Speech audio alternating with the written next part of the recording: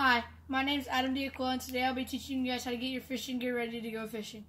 So first, you're going to start by attaching the rod to the reel by a little slide clamp from my lake rod, so fishing for bass and bluegill and stuff like that in the lake. We're going to put the line through the eyes of the rod. Then once you have done with that, you're going to choose your bait, which I'm going to go with a bass spinnerbait.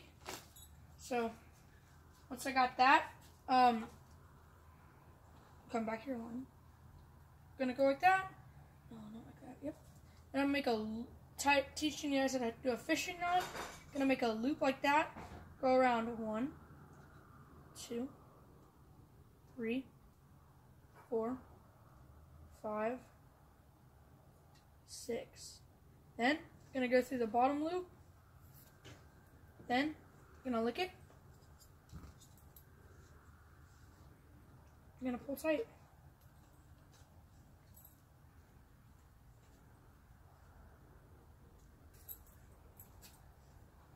Then I'm gonna trim it down to about 2 to 2.5 centimeters.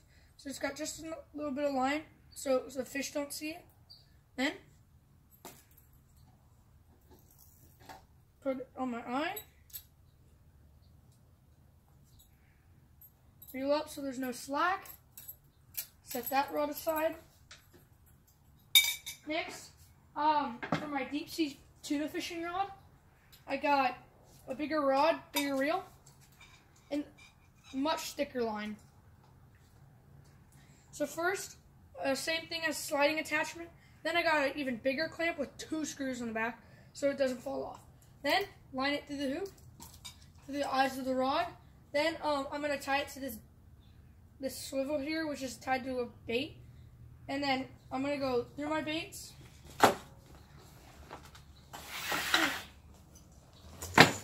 Lots of big baits. Small squid, smaller squid, flip palmer. Yep, definitely this one. So this one's for big tuna. Got a big squid. And this bait is no joke, it's so big. And just to show you how no joke it is, look at the size of that hook compared to my palm. It's huge. Then we're gonna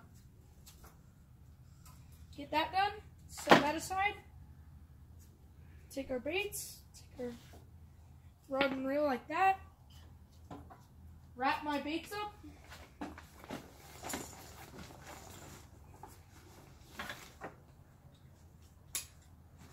Since I'm going deep sea fishing tomorrow,